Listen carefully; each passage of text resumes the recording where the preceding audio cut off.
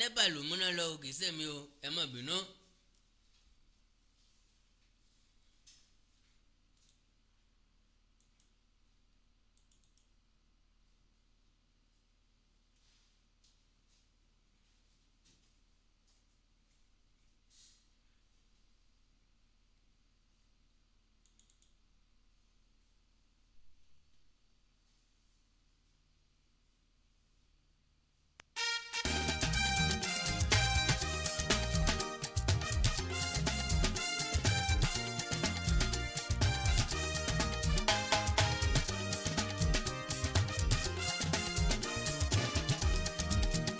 ọmọ Yorùbá ni mí,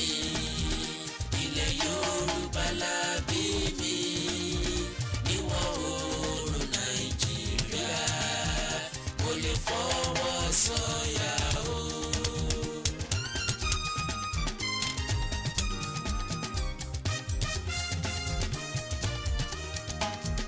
Yorùbá ló láṣà o,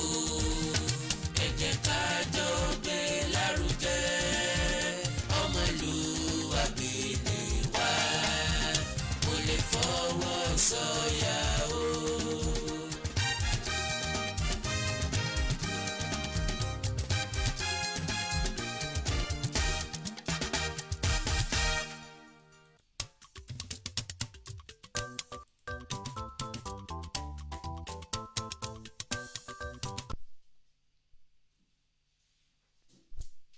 pa èsì ibẹ̀ yẹn.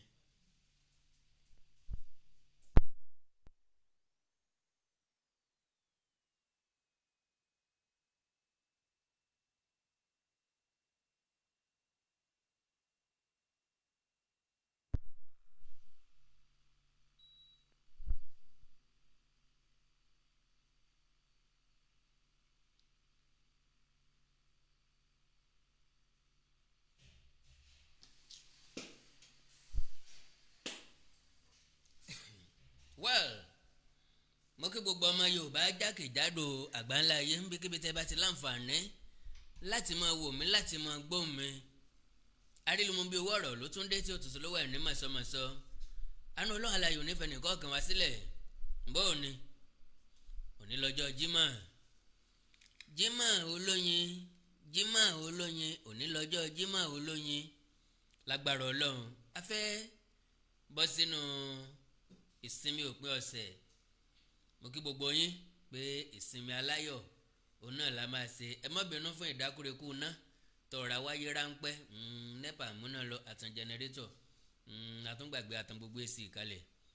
jẹnẹrétọ̀ náà tún paná kọ́lọ̀ wọn ṣàánú wa ok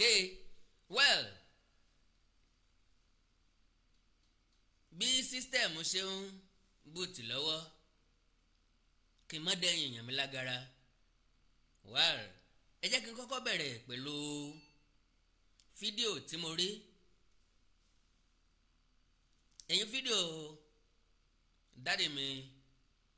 dáàdì wa Ọ̀túnba Olabode Oseni tí wọ́n jẹ́ alága chairman Yoruba World Media àgbàlagbà ni bàbá yìí yes ẹ̀kọ́ pọ̀ lára wọn fẹ́ni tó bá fẹ́ ẹ̀kọ́ kọ́ tọkàn tara ni wọ́n fi ń sin ìran Yorùbá ní stage tí wọ́n wà yìí because àwọn nígbàgbọ́ wípé àwọn ti dàgbà olówó wa ò ní nǹkan tí yóò tà fọlọ́run tiwọn that is not doing anything either because of fame or because of money gbogbo tí kádàrá sọ pé kí wọ́n wá dà láyé wọn ti dà ṣùgbọ́n wọ́n nífẹ̀ẹ́ ìran Yorùbá ìdí nìyẹn tí wọ́n fi ń jìjàngbara fún Yorùbá nation látilẹ̀ ó wá wà very very unfortunate ìgbà tí mo rí fídíò wọn léni mo kọ́ rí notification yẹn pé wọ́n resign as the chairman of Yoruba World Media kí ló ṣẹlẹ̀ well mo try láti pé bàbá wa Ọ̀túnba Olabode Oseni bí dáàdì ṣe dàgbà tó tí wọ́n bá fẹ́ bá èmi tí mo jẹ́ ọmọ wọn sọ̀rọ̀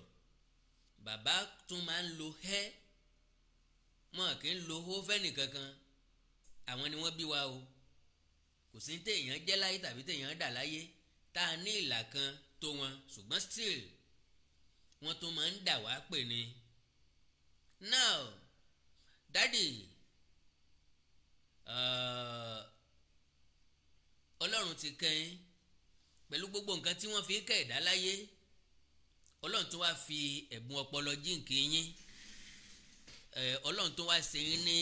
abiamọ you are a father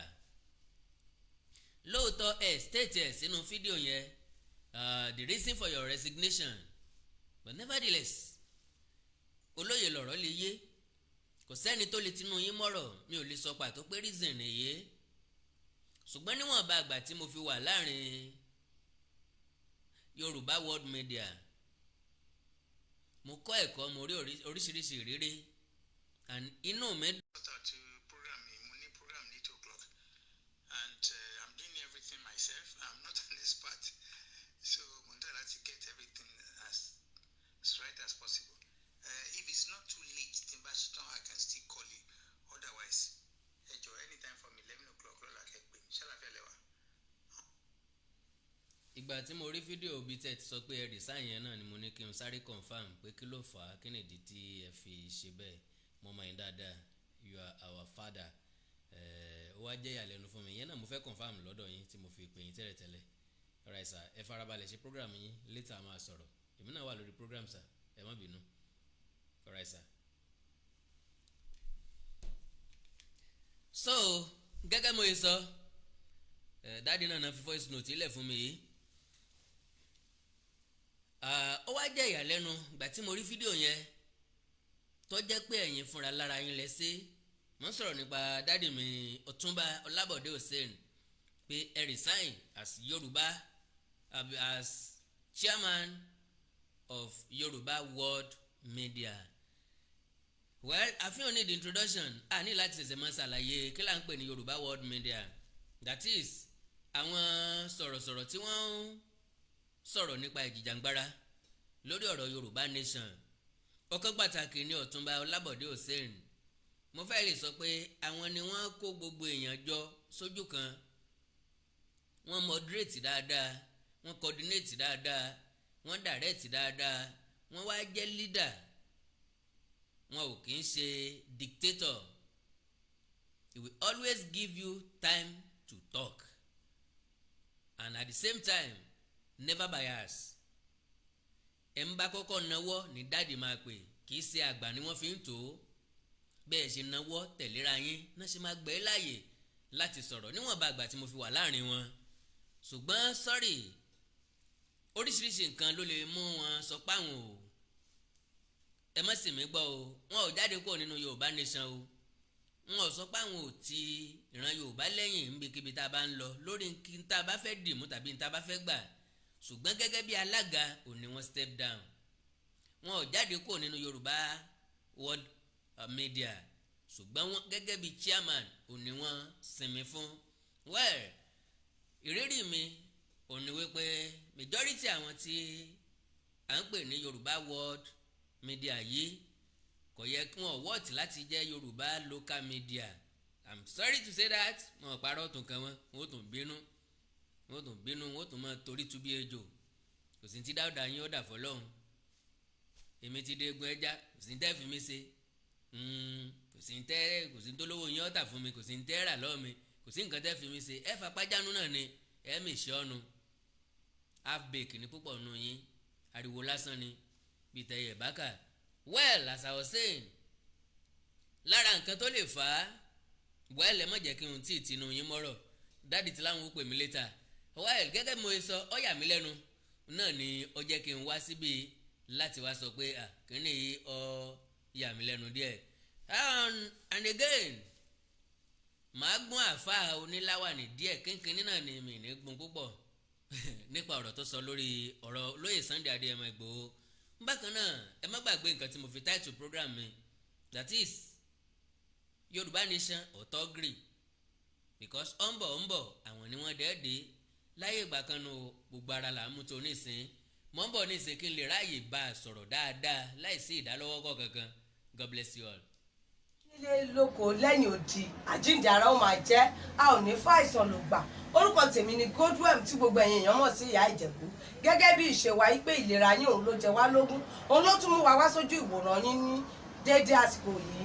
mo kí yín o a ò ní fàìsàn ló gbà o. gbogbo ẹnikẹ́ni tó ní ìṣòro nínú eegun tàbí nínú iṣan ara wọn wọ́n lè kàn sí iléeṣẹ́ Godwem ìyá Ìjẹ̀bú.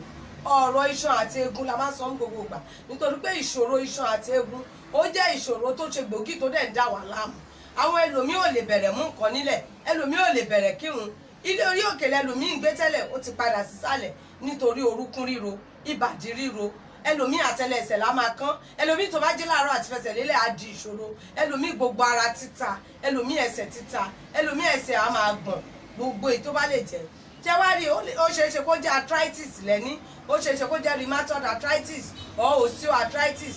èyíkéyìí tẹ́ ẹ̀ bá ní bó sì jẹ́ gout ni gbogbo ẹ̀ lágbára Ọlọ́run ká ẹlòmíì arthritis ẹ̀ ọmọ ọwọ́ ló ti máa mú tọ́mọ ọwọ́ ẹ̀ á máa wú tá a máa dùn ẹlòmíì á máa sọ fún ẹ pé èjìká ló ń dùn òun ẹlòmíì ìbàdí ẹlòmíì orúnkún ẹ̀ á máa wú gbogbo ètò bá lè jẹ́ iléeṣẹ́ Godwem ìyá Ìjẹ̀bú last bus stop yìí ni lórí ọ̀rọ̀ arthritis yẹn. bákan náà ni ẹ̀yin ọkùnrin tẹ ní ìṣòro tó jẹ́ kùdìẹ̀kùdìẹ̀ tá à ń pè ní prostate enlargement táwọn Yorùbá ń pè ní ìsétọ̀.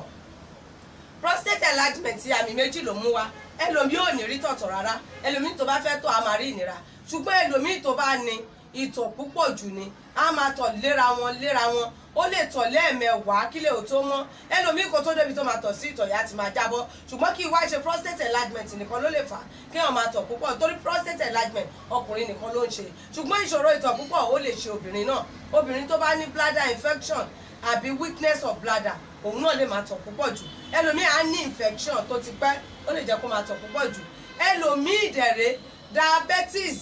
insipidus tó ń pè ní àtọ̀gbẹ ló fà á tó fi ń tọ̀ púpọ̀ jù so tẹ́ bá ti rí irú àwọn àmì gbogbo yín náà lẹ lè kàn sí iléeṣẹ́ Godwem ìyá Ìjẹ̀bú. bákan náà ni àwọn ìṣòro tó ń àfẹ́tì àwọn ọkùnrin wa tí ò ní lè jẹ́ kó ṣojúṣe wọn nínú ilé tó máa di kó máa ka newspaper lálẹ́ gbogbo àwọn ìṣòro tó lè fà bíi weak erection premature ejaculation jẹ̀dí ni a ní ó lè jẹ́ kí ó jẹ́ gbogbo kú oró ara tó jẹ́ pé ó dára fún àwọn ọkùnrin wa.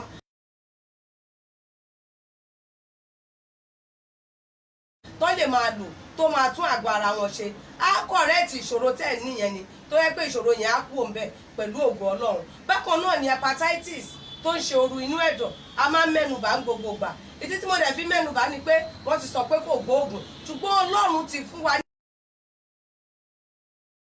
irú ọ̀nà tá a máa gbà ràn wọ́n lọ́wọ́. pákéjì ti wà lóríṣiríṣi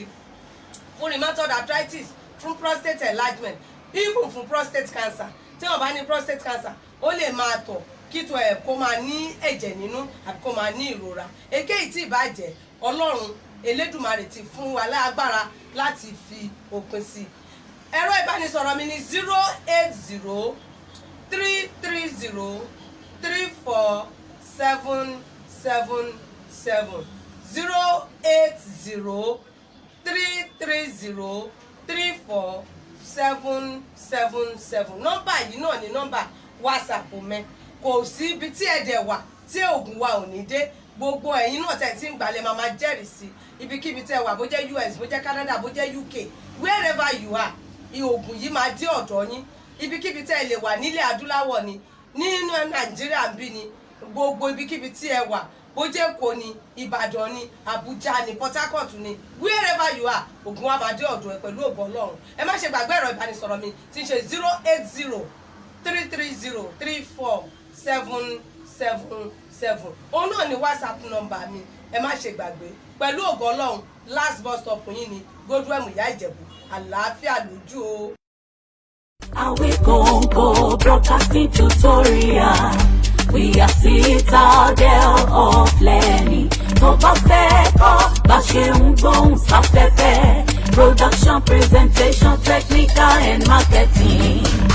Awikonko broadcasting tutorial. Ilé-Ifẹ̀ ìpínlẹ̀ Ọ̀ṣun ló wà o.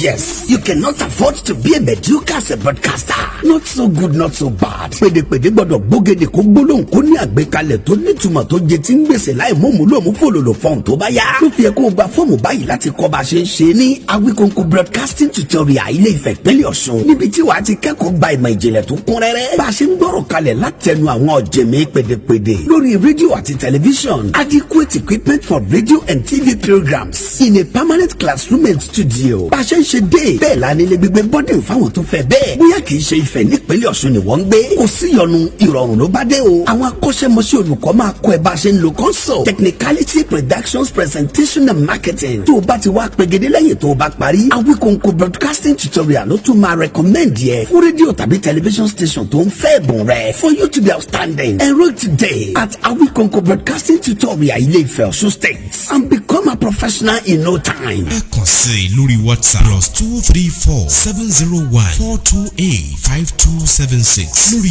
email awikonkobroadcastingtutorial@gmail.com. 10,000 naira péré ni wàá fi gba fọ́ọ̀mù wọlé láàrin oṣù 3 sí 6. Ẹ̀bùn yẹn máa hàn dé. Ìwọ náà máa di gbajúgbajà láwùjọ agbóhùnsáfẹ́fẹ́ gbà bẹ́ẹ̀. Awikonko Broadcasting Tutorial Ilé Ifẹ̀ ìpínlẹ̀ Ọ̀ṣun ló wà o. Ọmọ Yorùbá ni mí, ilẹ̀ Yorùbá la bí mi, níwọ̀ oòrùn Nàìjíríà, mo lè fọwọ́ sọ̀yà. tẹnitẹni èkìsà lọ́la tán. ìmúlò nìkan bú àgbọ̀nsalẹ̀ lónìí hóhùhóhù. ìran Yorùbá ló lédè àtàṣà tó wuyì tó jinlẹ̀ dáadáa. èdè àtàṣà Yorùbá wa gbọ́dọ̀ ṣe bẹ́ẹ̀ kó wọmi bí. agbẹ́dọ̀. ìdí nìyí tá a fi ṣe àgbékalẹ̀ ètò ẹ̀kọ́ àrà ọ̀tọ̀. yàrá ìkàwé tá a pè ní Yorùbá pọ́nbélé lórí ẹ̀rọ ayélujára. ní pàtàkì fáwọn ọmọ Yorùbá tí ń bẹ lókè òkun. America, United Kingdom, France, Spain, Ireland, Italy, Germany, Austria, Switzerland àti bẹ́ẹ̀ bẹ́ẹ̀ lọ. ẹ jẹ́ kọ́ mọ̀ ń yọ wá kọ́. tó sì mọ èdè Yorùbá sọ lẹ́nu dáadáa. sẹ́ẹ̀mọ̀ pọ́mọ tó sọ lẹ́nu lọ́fàpọ̀ òyàkọ́ párá. bàbá jákèdè àtàṣà Yorùbá wọlé bẹ́ẹ̀. ẹkún àyànlá gbogbo wa ni. orí Zoom ni yóò ti máa wáyé. pẹ̀lú olùkọ́ èdè Yorùbá tẹ́ ẹ ti mọ̀ bẹ́ẹ̀ ni mo wó. àkàndá alóró ọ̀rọ̀ lẹ́nu bíi tẹ́jọ́. àjàó àró Awikonko asọ̀rọ̀ lójú ọlọ́rọ̀. agbẹ́dẹ̀gbàsà níyì padà bọ̀ ọ̀ràn míyàn. pèdèpèdè apèdè má pèdè jọ ọmọ elédè tó mèdè déédé pè. àjẹdẹ ni mi ti fẹlẹ́gẹ́dẹ́ sóge. àtẹ̀dẹ̀ àtàṣà ọlọ́run ọba fìràn mọ́nẹ. gírámà lítírẹ́sọ̀ òǹkà òwe àkànlò èdè àlọ́ àròkò àti bẹ́ẹ̀ bẹ́ẹ̀ lọ. ẹ tètè wá forúkọ ọmọ tiyín sílẹ̀. +234-904-851-9362 +234-904-851-9362. èdè àtàṣà Yorùbá ò ní parun. Yorùbá pọ́nbélé ní kó jẹ́ ìpìlẹ̀.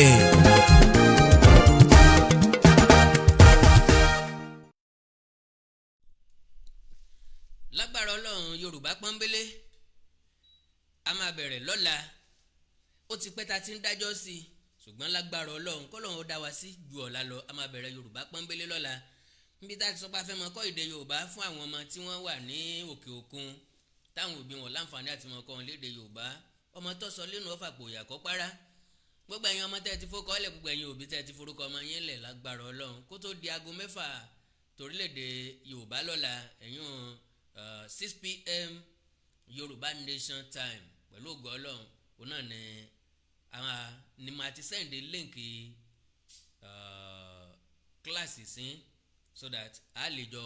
darapọ̀ lórí Zoom náà láti máa bẹ̀rẹ̀ fúngbà àkọ́kọ́ lágbára Ọlọ́run. àjọkú ojú lọ́nà èmi ò tí mọ bí yóò ṣe rí, ẹ̀yin náà ò tí mọ bí yóò ṣe rí, ṣùgbọ́n pẹ̀lú ògo Ọlọ́run no matter how a bẹ̀rẹ̀ lọ́la bíi tí wù kó kéré mọ́ a bẹ̀rẹ̀ lọ́la lágbára Ọlọ́run. ẹ ṣé fún àdúrótì yín, ẹ ṣé fún ìgbọ́ra ẹni yé, ẹ ṣé fún ìdúrótì, fún ìnígbàgbọ́ tó dọ́sọ̀ nínú ẹni. àánú Ọlọ́run aláyọ̀ ní fi ń sílẹ̀. bákan náà ni Yorùbá àbí Awikonko Broadcasting Tutorial lágbára Ọlọ́run gbogbo yín náà lè ti mọ̀ wípé a ti bẹ̀rẹ̀. àwọn akẹ́kọ̀ọ́ wa ti wà, àwọn akẹ́kọ̀ọ́ sì ń dé sí i. ẹ̀yin náà láǹfààní láti wá darapọ̀ mọ́ wa. ẹ já sọ̀rọ̀ lórí WhatsApp nìkan +234-904-851-9362 +234-904-851-9362. well pápápá ni mo fẹ́ ṣètò yìí, mi ò fẹ́ pẹ́ púpọ̀ ń bẹ̀. ẹ jẹ́ kí n kọ́kọ́ sọ̀rọ̀ nípa ti olóyè Sunday Adéyẹmọ Ìgbòho tí ilé ẹ̀kọ́ gíga yunifásitì Triumph Biblical Tryon Biblical University tó wà ní Brooklyn ní New York lórílẹ̀‐èdè Amẹ́ríkà tí wọ́n wá fi àmì ẹ̀yẹ dá olóyè Sunday Adéyẹmọ Ìgbòho lọ́lá yóò yààyàn lẹ́nu tá a bá rí ẹni tí ó ń kùn hùrùhùrù lábẹ́lẹ̀ because ìbéèrè tá a béèrè lọ́wọ́ ẹ̀ ni pé kí ló ń tí wọ́n fún ọmọ Adéyẹmọ tàbí ṣe fún ọmọ Adéyẹmọ tó kéré jù tàbí tọ́pọ̀ jù ó lè kéré jù kò sí nǹkan tá a ṣe fún tọ́pọ̀ jù because ojú láì nírú ẹnu láì níyọ̀ èmi mọ̀ ẹ̀yin náà mọ̀ ẹjẹ́ àfọ̀tẹ̀ sí ẹjẹ́ àmọ̀tẹ̀ kúrò ń bẹ̀ pé ọmọ Adéyẹmọ ti pay dues ó ti pay sacrifice ó ṣèrúbọ ní ńlá tó jẹ́ pé Ọlọ́run nìkan ni ó jẹ́ kó la ẹ̀mí lọ lóòótọ́ àyè lájogún ọ̀rẹ́ bọ́ọ̀rẹ́ bá ti kú ogún ọ̀rẹ́ ọ̀kan ni mọ́ and again kò sẹ́ni tí bá òkú wọ sàré Ọlọ́run ní sẹ̀mí wálé gbọdọ àwa dúpẹ́ lọ́pọ̀lọpọ̀ nínú ìgbésí ayé olóyè Sunday Adéyẹmọ Ìgbòho pọ̀ wà láyé wà láàyè ojú rẹ̀ rówó ọ̀rọ̀ mọ́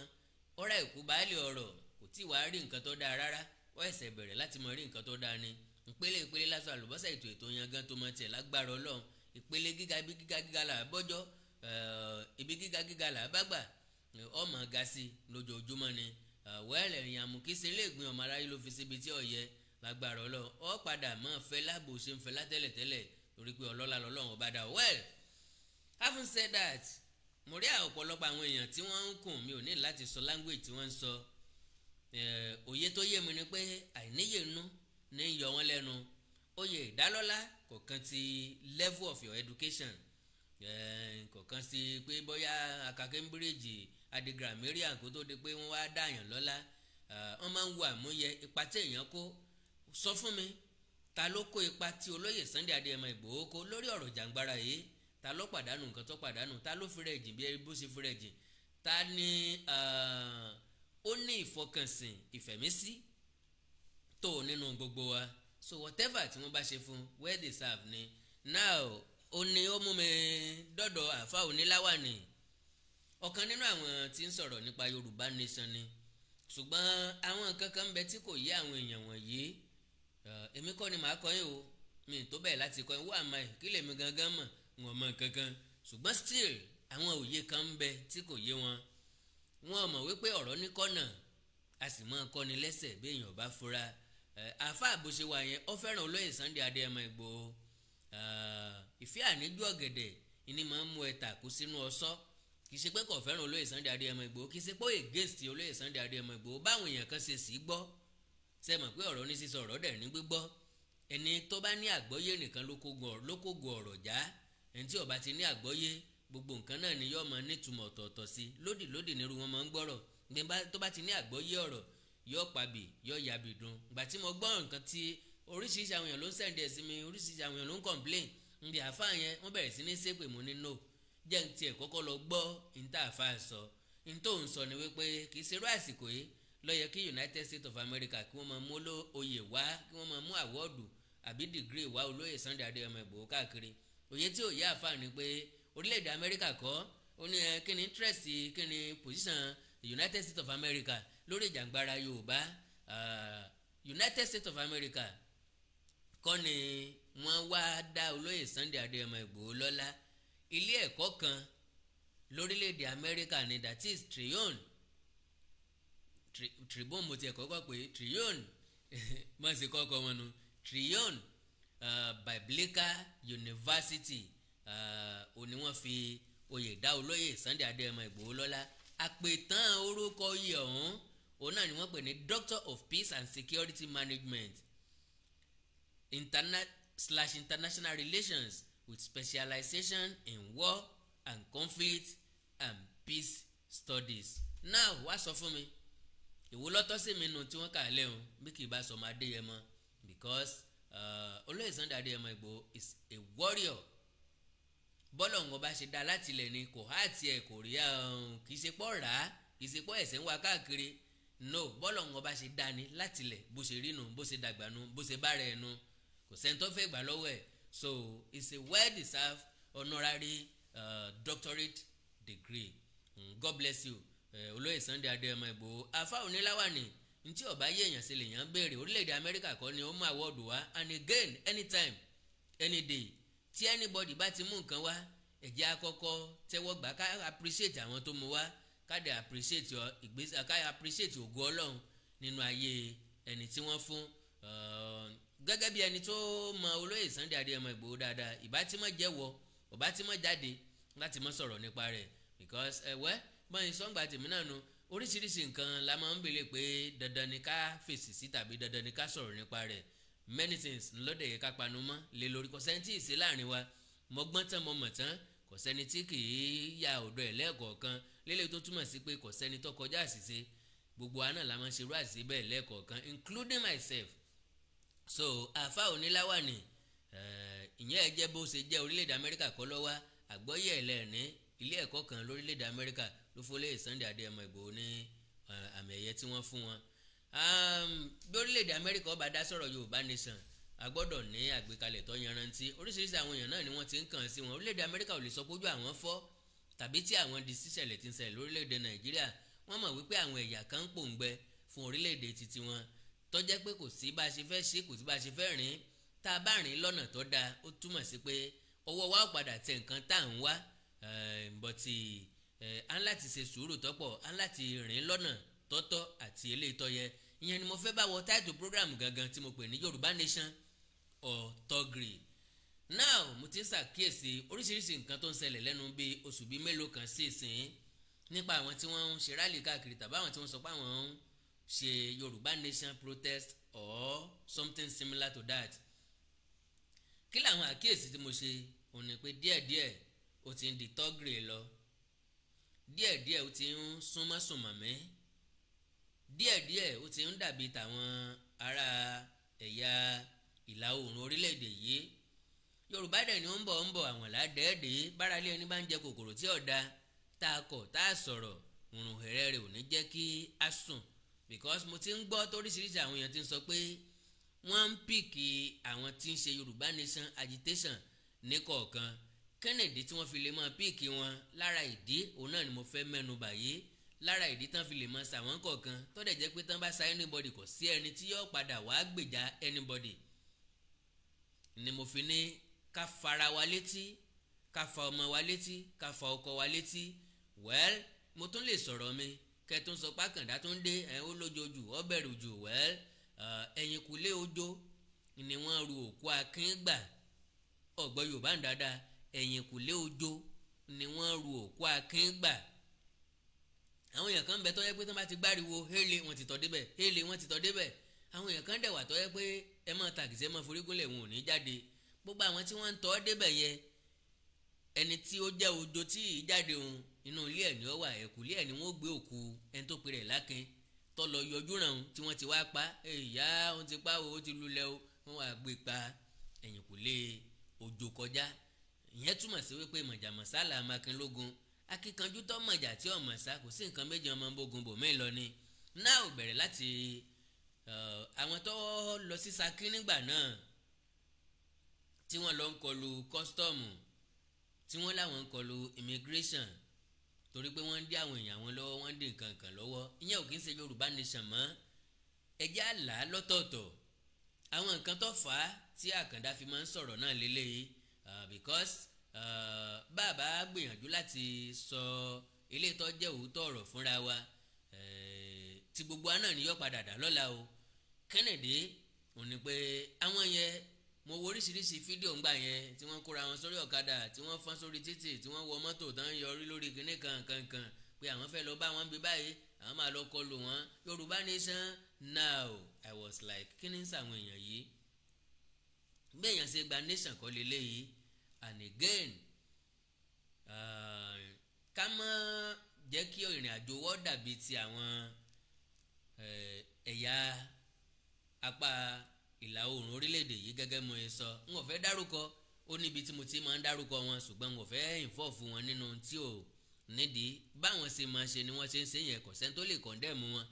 Àwa la máa bára wa sọ̀rọ̀ nílé because majority àwọn tí wọ́n sọ pé àwọn ń jáde káàkiri ìrísí àti ìhùwàsí wọn fẹ́ jọ ti ọmọ ìjẹ̀ka tó fẹ́ jọ tọmọ ta. Ìdẹ́nìyí tá a bá dẹ̀ ń ṣe lọ báyìí àwọn elite ò ní join wa àwọn tí wọ́n jẹ́ onímọ̀ ìjìnlẹ̀ tí wọ́n jẹ́ ọ̀mọ̀wé tí wọ́n jẹ́ ọ̀kàwé tí wọ́n jẹ́ èèyàn ńlá wọn ò ní lè darapọ̀ mọ́ wa because wọn ò ní fẹ́ associate ara wọn mọ irú nǹkan tí à ń ṣe tàbọ̀nà tá a gbé gbà yé. Now mo tún wá rí fídíò kan mi ò ní lè play ẹ̀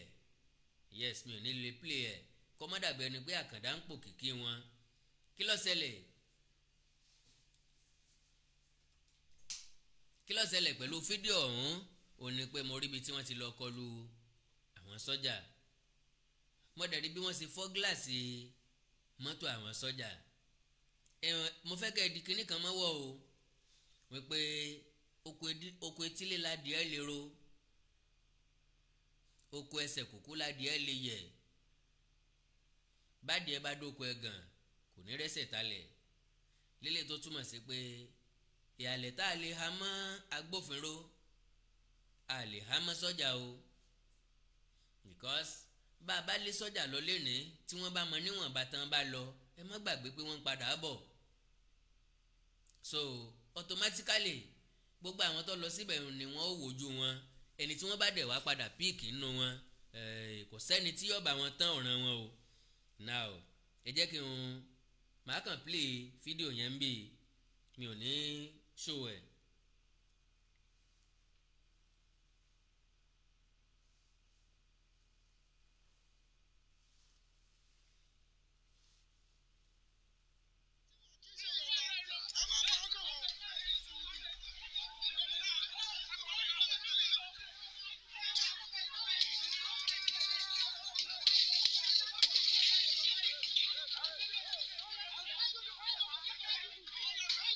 gíláàsì mọ́tò sọ́jà náà ń fọ́ yẹn o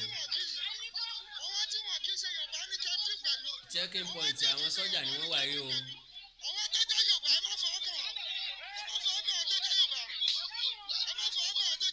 kí la fẹ́ mú jáde ń bẹ̀ o kí la fẹ́ mú bọ̀ ń bẹ̀ o.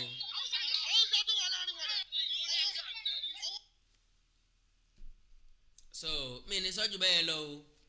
ìbéèrè mi ni pé kí la fẹ́ mú bọ̀ ń bẹ̀ ṣé Yorùbá nation náà là ń ṣe yìí ṣé bó ṣe yẹ ká ṣe lélẹ́yìí níbo lélẹ́yìí fẹ́ gbé wa dé ìpele wo láti bára wa ṣá máa láǹfààní láti withstand ìjàngbọ̀n tó bá ti dé ẹ̀yọ Yorùbá ní bẹ́ẹ̀ bá gbọ́sìn lọ́wọ́ èèyàn tẹ́ ẹ dára bí wàhálà àti ìjàngbọ̀n bá ti dé ẹ̀yọ ẹ̀ dáràn ni o ẹ̀ dátán ni o lélẹ̀ tó túmọ̀ sí pé eléyìí ò níbi tí yóò gbé wa dé and again ojú ọlọ́mọ òtó lẹ ti ń dán wò bẹ́ẹ̀ bá wo fídíò yẹn ẹ máa rí táwọn èèyàn gbé ìrèké dání dìlọ lélẹ̀ tó túmọ̀ sí pé wọ́n dẹ̀ ń rìkọ́ọ̀dù fídíò lélẹ̀ tó túmọ̀ sí pé anybody tíjọba bá because èmi nìkan kọ́ mo rí fídíò yẹn ọ̀pọ̀lọpọ̀ èèyàn ló ti rí anybody tíjọba bá bẹ̀rẹ̀ sí ní sà ní kọ̀ọ̀kan wá béèrè ibi tó ti rí ọ̀pá owó ẹ̀ wá béèrè nǹkan tí ń fi ọ̀pá owó ẹ̀ ṣe sọ ọjọ́ lógun ni sọ ọjọ́ dẹni fìjìláńtì ni ó ní n tó fi rẹ́gísítà ẹ̀dá oríṣiríṣi ìbéèrè tó bá bẹ̀rẹ̀ sí ní béèrè lọ́wọ́ wọn kẹ́nìkan mọ̀ sọ pé nìkan ní sàásẹ́ nìkan because ọ̀rọ̀ tó sojú ìlú ọ̀farasin awo tá a bá ṣe inú ẹnìkan ní jáwo àti sọ lọ́pọ̀lọpọ̀ gbà wò tẹ́fà tẹ́ ẹ bá dánwò nínú gbó nígboro ẹ má rìkọ́ọ̀dù ẹ̀ tẹ́ ẹ bá rìkọ́ọ̀dù ẹ̀ má fi sáyé ẹ lè rìkọ́ọ̀dù ẹ̀ fún rẹ́fẹ́rẹ́nsì lásán ṣùgbọ́n ẹ má gbé síta ẹ má ṣíà ẹ̀ fáwọn èèyàn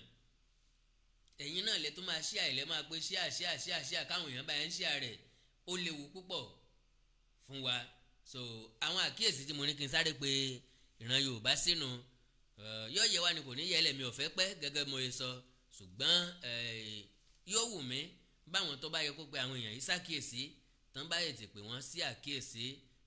and again wherever tí wọ́n bá lọ bí wọ́n ṣe ń dárúkọ olóyè Sunday Adéyẹmọ Ìgbòho tí wọ́n ń dárúkọ Professor Banji Akíntóyè ó kù díẹ̀ káàtó àwọn èèyàn wọ̀nyí kọ́ lọ́ràn ẹni sẹ́ lóòótọ́ iṣẹ́ Yorùbá lẹ̀ ń ṣe ṣùgbọ́n àwọn kọ́ lọ sọ pé kẹ́ ẹ lọ síbi báyìí and again ẹ jẹ́ kí n sáré correct impression kan because àwọn èèyàn believe pé wọ́n ti sọ pé tá a bá jà wọ́n ní fún wa ní Yorùbá nation pé lẹ́yìn referendum àfi ká sì tún jà irú ìjà bẹ́ẹ̀ yẹn kọ́ o kì í ṣe ìjà kúẹ́kúẹ́ báwọn o kì í ṣe ìjà tí ò ní túmọ̀ báwọn o because whatever tá a bá ṣe fún ọ́nbẹ̀ yẹn wọ́n lè reinforce wa kan padà wá